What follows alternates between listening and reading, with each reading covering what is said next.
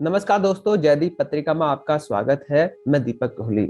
आज हम आपके लिए एक ऐसे मेहमान को लेकर आए हैं जो वैसे मूल रूप से भारत के निवासी हैं, लेकिन अभी विदेश में रह के साहित्य को प्रमोट कर रहे हैं। इनका नाम है इंदु नागल जी। मैं इंदु जी से बोलूंगा कि अपना परिचय दिए, उसके बाद हम इस वार्तालाप को आगे बढ़ाते हैं। बहुत बहुत शुक्रिया इस आमंत्रण के लिए और मैं बहुत आभारी हूँ और मुझे जुड़कर आप लोगों से बहुत प्रसन्नता हो रही है। तो मैं हूँ इंदु नांदल और फिलहाल मैं जर्मनी में रह रही हूँ और मैंने 1996 में इंडिया छोड़ा था, पर इंडिया हमारे रग रग में बसता है अभी भी। और मेरे हस्बैंड ने 1995 में इंडिया छोड़ा था, तब से हम बाहर ही हैं। और मेरा एक बेटा है, तो मेरे हस्बैंड और मेरा बेटा, मेरे हस्बैंड का नाम संजीव नांदल है और मेरे बेटे का नाम साहिल है।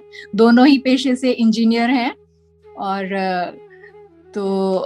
अब इतने सालों में बाहर रहने के बावजूद भी जो हिंदी साहित्य और संस्कृति से जो लगाव है, वही हमारे लिए एक बहुत मजबूत कड़ी है जो देश और हमको और देशवासियों को जोड़े रखती है।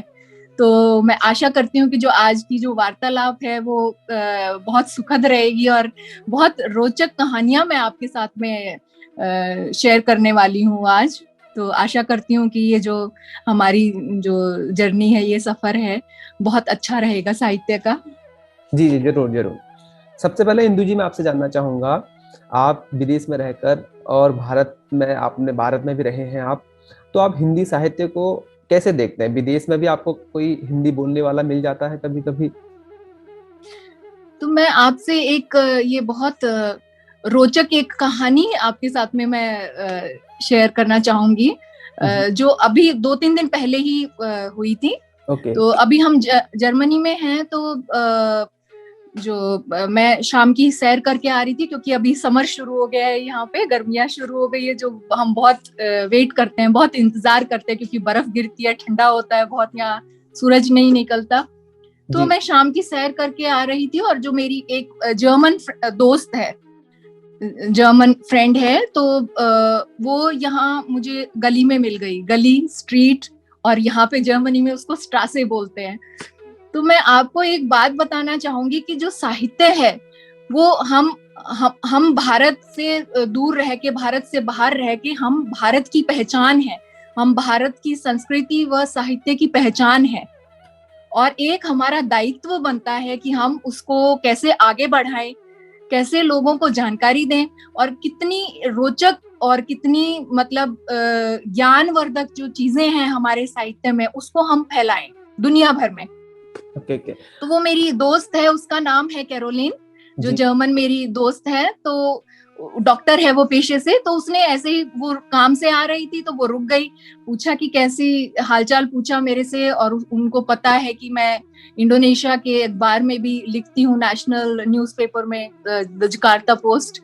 तो 50 से ज्यादा मेरे आर्टिकल्स उसमें आ चुके हैं। तो मैं इन सबके साथ में शेयर करती हूँ ताकि इनके बच्चे पढ़ें। और सरस्वती माँ का तो जितना हम विस्तार करें और जितना बांटे, उतनी बढ़ता है ज्ञान। तो एकदम सही कहा आपने। हाँ, तो उसने पूछा कि अभी और कुछ नया लिखा है आपने। एक देखो कितना एक इंटरेस्ट जनरेट करता है दूसरे देश के वासियों में भी, अगर हम लिखते हैं, अगर हम अपना एक परिचय उस हिसाब से देते हैं। तो मैंने बोला कि हाँ, मैं हाल ही में मैंने रामायण पर, श्री राम पर जी जी 665 लाइन्स की एक कविता लिखी है मैंने, हिंदी की। 665 पंक्तियां। तो वो श्री राम के ऊपर मैंने वो कविता लिखी है। और क्योंकि एक यही है कि हम जो लिखते हैं, जो साहित्यकार होते हैं, जो लेखक होते हैं, वो कभी नेगेटिविटी नहीं रखते अपने अंदर, हर चीज से एक पॉजिटिविटी ढूंढते हैं कि इससे भी हम क्या सीख सकते हैं, अच्छा हम कर सकते हैं। वही हमें दुनिया में बांटना है, हमें नेगेटिविटी नहीं बांटनी है, पॉजिटिविटी बांटनी है। तो कोविड के टाइम में मुझे लगा कि सब इतने मिल नहीं पाते हैं, इसकी बात कर रहे हैं, अरे ये बाहर नहीं जा पा रहे, मुझे लगा इसमें भी कुछ है हमारे लिए।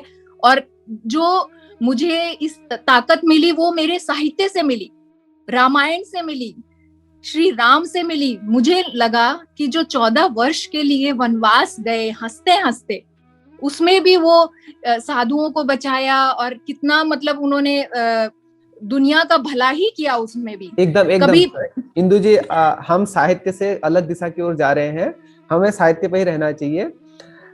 हिंदी साहित्य को लेकर आपके क्या विचार है? जैसे कि आप जर्मन में रहते हैं, क्या वहाँ के लोग भी आपकी हिंदी कविताएं सुनना चाहते हैं, या हिंदी बोलने के लिए प्रेरित हैं, या उन्हें आप प्रेरित कर पाते हैं कि आप हिंदी सीखिए? हाँ, मैं वही बता रही थी। तो मैंने उनको गली में खड़े होके आधा घंटा वो श्री राम की ये कविता सुनती रही। मैंने इंग्लिश में उनको समझाया जी और वो इतनी खुश हो गई। मैंने श्री राम के बारे में, कैसे वनवास हुआ, रावण के बारे में और हनुमान जी के बारे में पूरी उनको वो अपनी जो रामायण है, साहित्य है, उनको समझाया इंग्लिश में, और वो इतनी खुश हो गई, मुझे धन्यवाद किया। तो और यहाँ पर वही है कि जो हमारा साहित्य है इतना उसमें कूट कूट कर ज्ञान भरा है, तो हर कोई उसको उसमें रुचि दिखाता है और हर कोई उसको सुनना चाहता है और सीखना चाहता है। जी जी।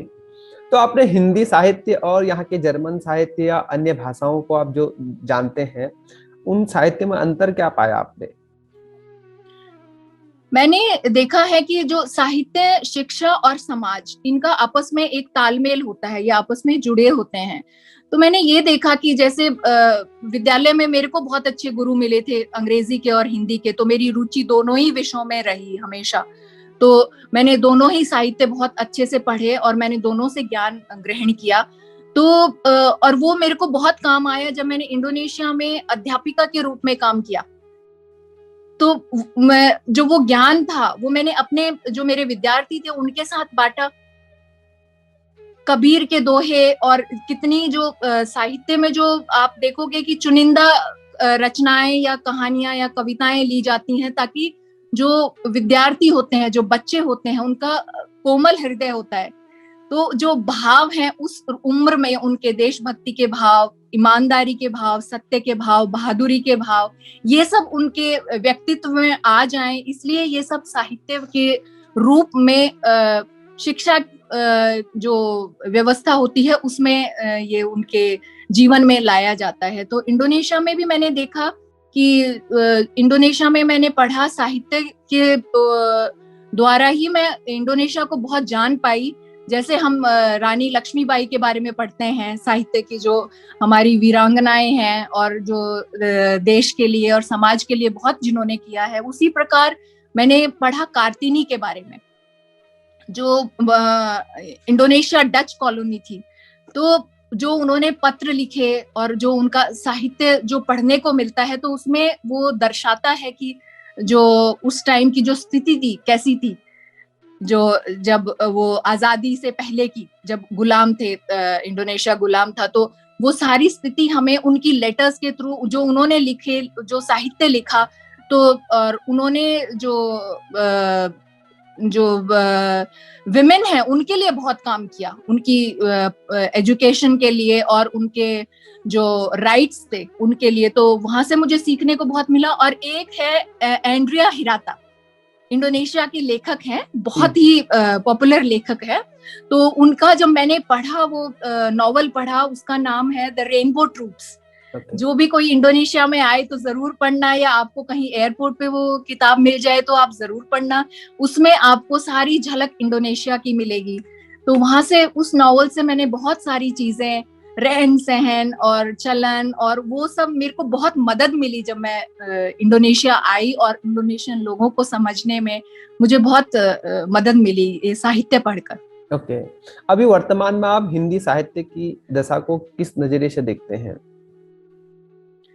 हिंदी साहित्य को मैं इस नजर से देखती हूँ कि एक तो जो हमारा एक दायित्व होता है, लेखक जो होते हैं और कवि होते हैं, और जो साहित्य होता है, वो जो व्यक्ति होते हैं उनका व्यक्तित्व बहुत जो बनाने में बहुत मदद करता है। तो इसलिए हमें जो साहित्य है वो बहुत चुनिंदा और एक सकारात्मक जो पॉजिटिविटी है, ऑप्टिमिज्म है, उससे भरा होना चाहिए, ताकि जो हमारी जो पीढ़ियां हैं, आने वाली पीढ़ियां हैं और जो छोटे बच्चे हैं, वो अच्छे भाव और भावों से भरे रहें, ताकि एक सुंदर समाज मिले जीने को, ताकि दुनिया पूरी खुशहाल रहे, जहां भी जाए हमको एक ऊंची नजर से देखा जाए। और क्योंकि जो हम भाषा बोलते हैं और जो हमारी संस्कृति होती है, वही हमारा एक परिचय होता है, चाहे हम कितने बड़े साइंटिस्ट या डॉक्टर या कुछ भी बन जाए।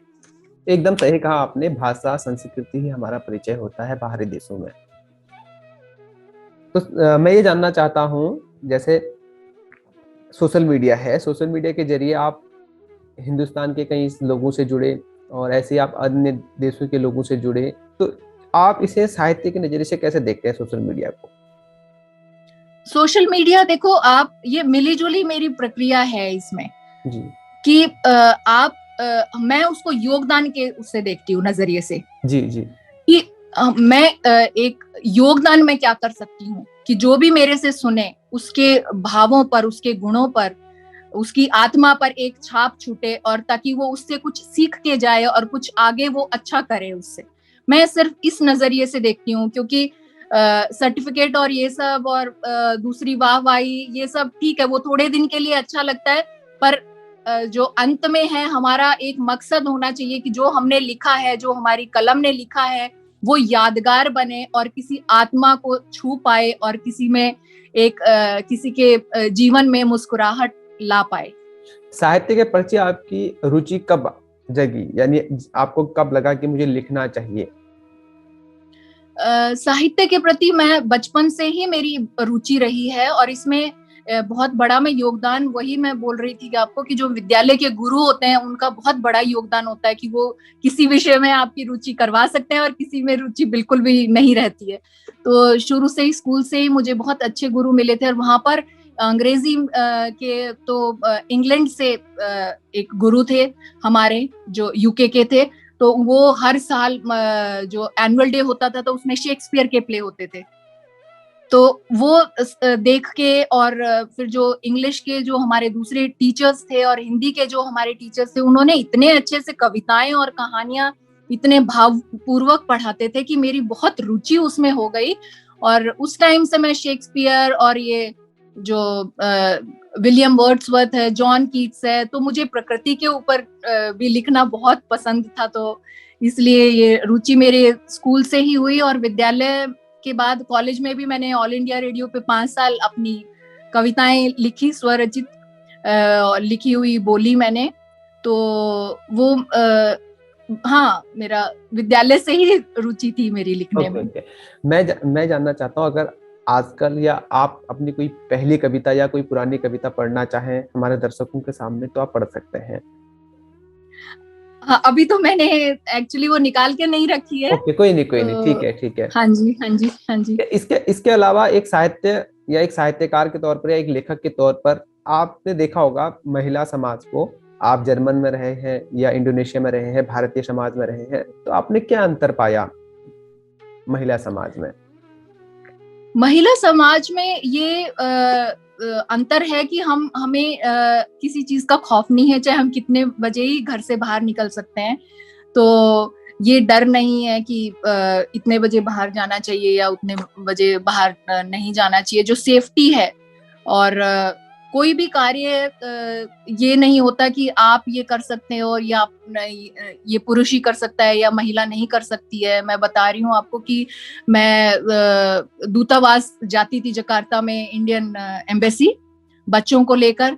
तो कभी भी ये नहीं होता था कि मेल टीचर को साथ भेजा जाए, ये अकेली फीमेल टीचर हैं, महिला हैं, तो वो 4-5 घंटे लगते थे वहां जाने में, और फिर आने में 4-5 घंटे, और फिर अकेले पूरा वो कार्यक्रम संभालना। तो उसमें कोई भी ये नहीं होता था कि झिझक नहीं होती थी कि ये महिला है कि जा पाएंगी या कुछ खतरा है या कुछ ऐसा। तो मुझे वो बहुत एक सुरक्षित महसूस होता था, और ये बहुत अच्छी बात है। मतलब नहीं, मैं ऐसा आप मेरे सवाल को नहीं समझे।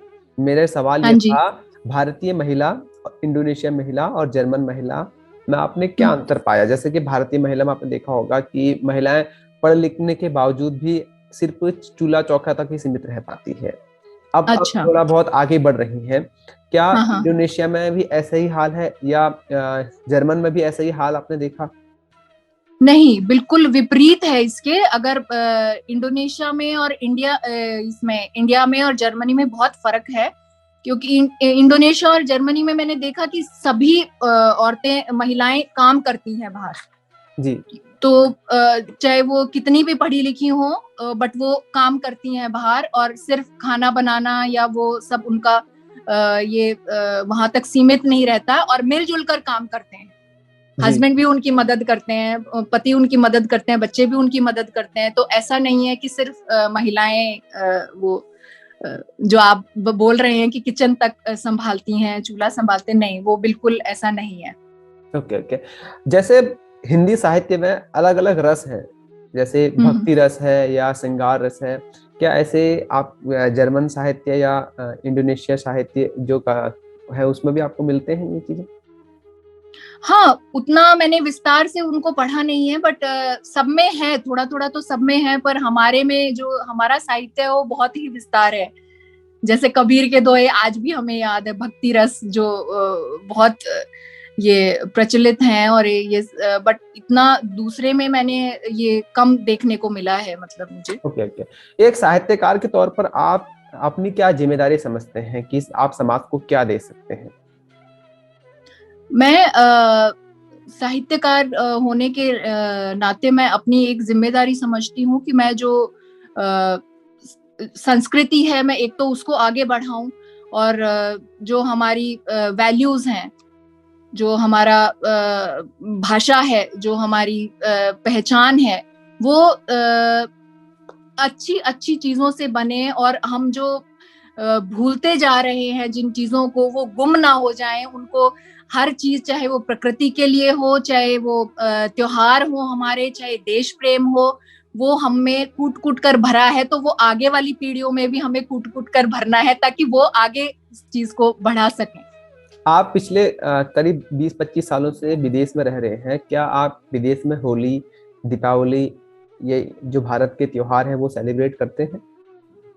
हाँ, इंडोनेशिया में तो हम बिल्कुल होली, दिवाली और हनुमान जयंती और गणेश चतुर्थी, हम ये सब राखी के त्योहार, ये सब हम मनाते हैं। और क्योंकि हमारा एक ये भी उद्देश्य रहता था कि अगर बच्चे ये त्योहार नहीं मनाएंगे तो वो कभी जान नहीं पाएंगे, क्योंकि भारत तो हर बार हर त्योहार पे जाना मुश्किल होता है, एकदम। स्कूल की वजह से, नौकरी की वजह से। तो हम सारे त्योहार मिलकर मनाते थे, और उनकी क्या उनकी खूबियां हैं या क्या हम उनसे सीख पाते हैं, वो भी हम बच्चों को समझाते थे। ओके। एक भारतीय होने के नाते क्या आपको जर्मनी या इंडोनेशिया या और देशों में जहां आप गए हैं वहां आपको किसी भेदभाव का शिकार होना पड़ा है? नहीं, अभी तक तो मुझे बहुत इन चीजों का कभी भी मुझे ये ऐसा व्यवहार मुझे किसी से नहीं मिला। जो वो है, अच्छा ही व्यवहार करते हैं और इज्जत देते हैं बहुत, और बहुत अच्छे लोग मिले हैं जितने भी, चाहे इंडोनेशिया में हो, चाहे जर्मनी में हो, मैं कनाडा में भी गई हूँ। तो बहुत ही प्रेम पूर्वक लोग मिलते हैं और कोई भेदभाव नहीं करते। इन देशों में तो मैंने ये देखा है, इंडोनेशिया, जर्मनी और कनाडा में। क्या भारत की तरह विदेशों में भी अलग अलग धर्मों में वो है, जैसे यहाँ हिंदू मुस्लिम या हिंदू सिख होता रहता है, क्या इस तरह का वहाँ के देशों में भी होता है? नहीं, यहाँ इतना ये धर्म के उस पर यहाँ इतना देखने को नहीं मिलता है। ओके। तो इसका मतलब हमें कुछ सीखना चाहिए इन देशों से, आपके कहने का मतलब ये है? बिल्कुल, देखो, सबसे पहले हमें ह्यूमन बीइंग होना चाहिए, सबसे मानव धर्म सबसे ऊपर होना चाहिए। ठीक है। तो हम बाहर रह के हम सिर्फ यही सीखे हैं कि हम सिर्फ अपने आप को हिंदुस्तानी कहते हैं। जी। हम कोई अपनी स्टेट से पहचाने नहीं जाते, कुछ नहीं जाते। हम जब भी मिलते हैं किसी, ओ इंडियन है, हम ये नहीं कहते कि, कभी भी नहीं सोचते कि हमारी स्टेट से। नहीं, हिंदी सुनने को मिल गई तो हम इतने खुश हो जाते हैं। कोई ऐसा किस्सा हो आपके पास जब अचानक से कोई बगल में आपके हिंदी बोल रहा हो, उसके बाद आपने बोला कि आप इंडिया से हो? हाँ, ऐसा बहुत बार हुआ है, जर्मनी में भी हुआ है, सिंगापुर में भी हुआ है और कनाडा में भी हुआ है। तो हम पलट के बोल भी देते हैं, पता है कि क्या आप इंडिया से हो, क्योंकि वो झिझक हमारी खत्म हो जाती है, क्योंकि मिलने की या बात करने की जो लालसा होती है वो इतनी स्ट्रांग होती है, क्योंकि सालों तक, कई बार 2 साल हो जाते हैं, कई बार 3 साल हो जाते हैं, हम इंडिया नहीं जा पाते हैं। तो कभी भी कोई भी अपना दिखता है तो हम झट से हम बात शुरू कर देते हैं उनके साथ में। ओके।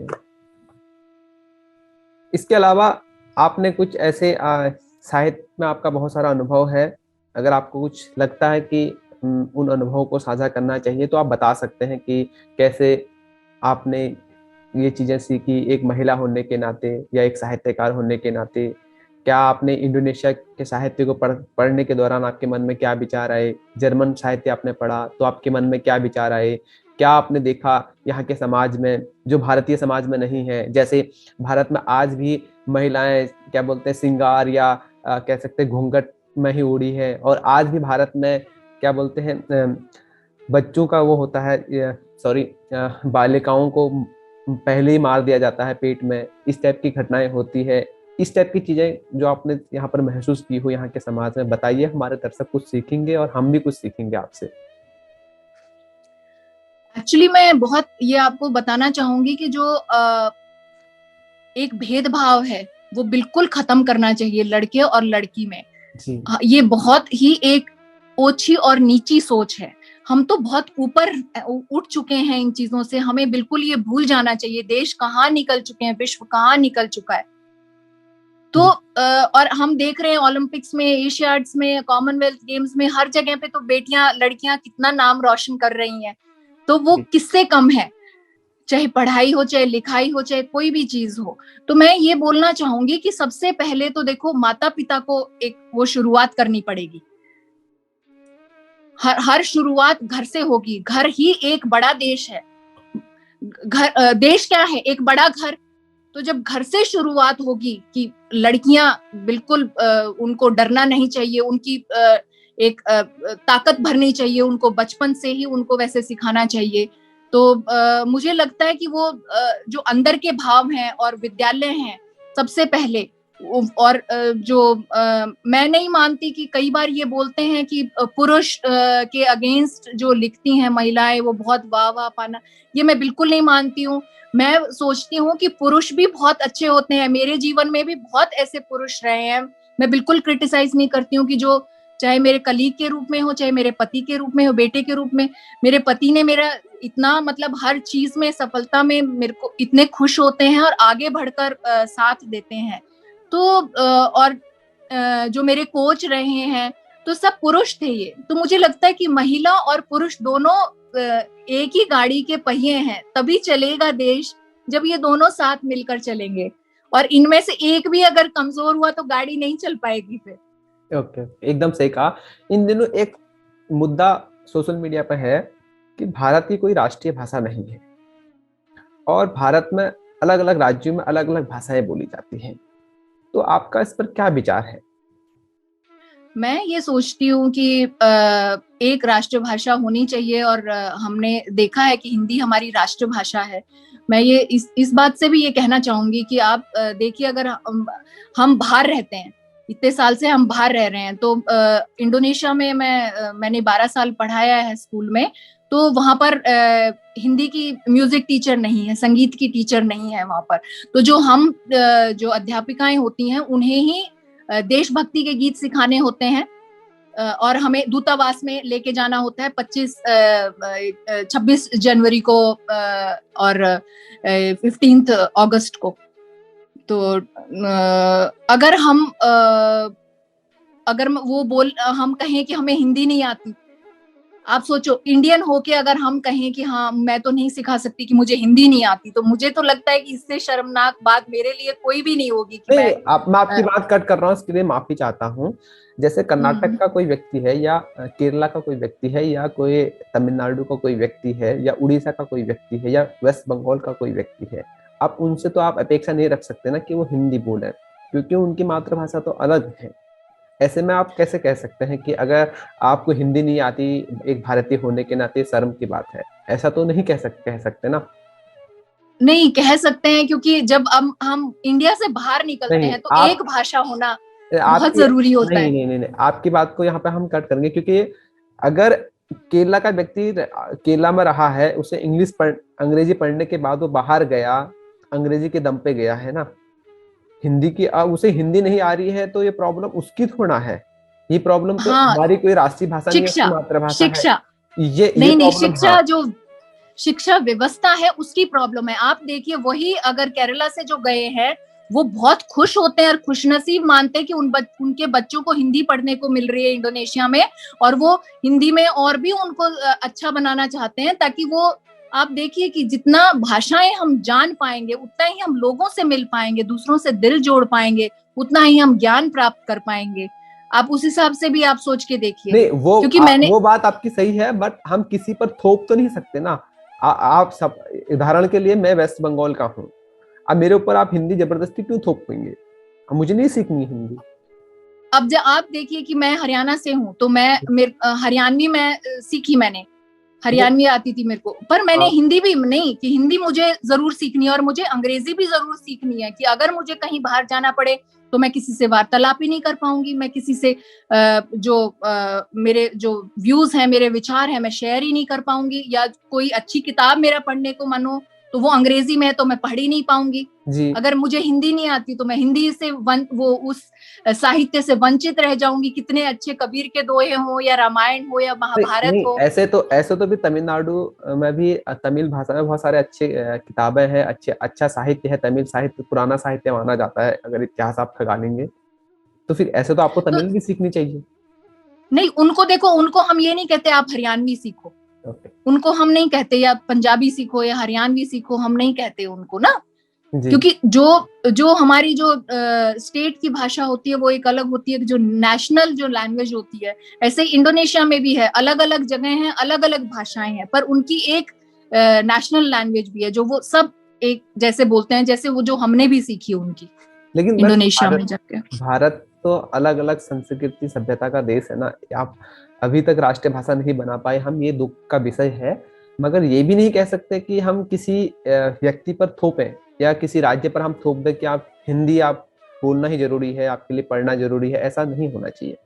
खैर छोड़िए। नहीं, देखो देखो, अगर आप उनके ऊपर छोड़ दीजिए, तो अगर उनको लगता है कि उसके कारण उनको कुछ नुकसान हो रहा है या कुछ वो लाभ नहीं प्राप्त कर पा रहे, तो वो खुद ही खुशी से अगर आदमी उसको सीखे तो वो बेहतर होता है। एकदम थोपने एकदम। का तो हम बच्चों पे, छोटे बच्चों पे हम आजकल कोई नहीं थोप सकते हैं बिल्कुल भी। ओके।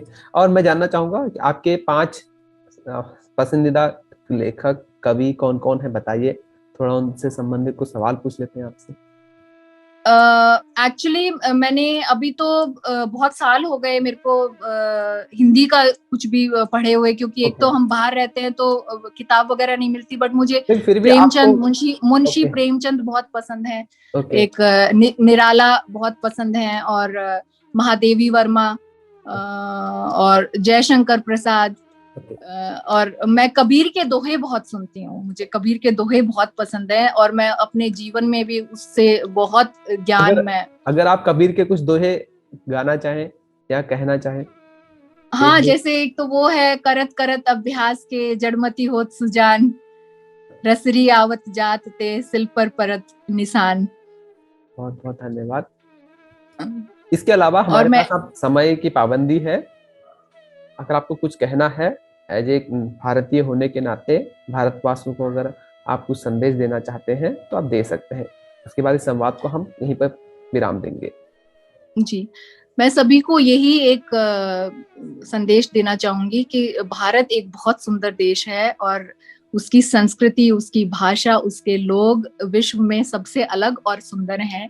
तो हम ये इसका नाम सदा रोशन करते रहें, और हम इसकी जो साहित्य की जो मीठी मीठी सुगंध है वो हम पूरे विश्व में और सबके हृदय में फैलाते रहें।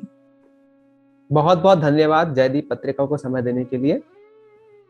जयदीप पत्रिका का मैं बहुत आभार प्रकट करना चाहूंगी, और मैं बहुत आपका जो ये पहल है ये बहुत ही सुंदर है, और मुझे एक बहुत आपको इस चीज के लिए कहना था कि आप साहित्यकारों का इतना सम्मान करते हैं, वो हमारे जो कलम है उसमें वो ताकत भर देता है, और हमें और भी लिखने को, अच्छा लिखने को उत्साहित करता है हमेशा। जी सर, जी धन्यवाद, बहुत बहुत धन्यवाद। बहुत शुक्रिया।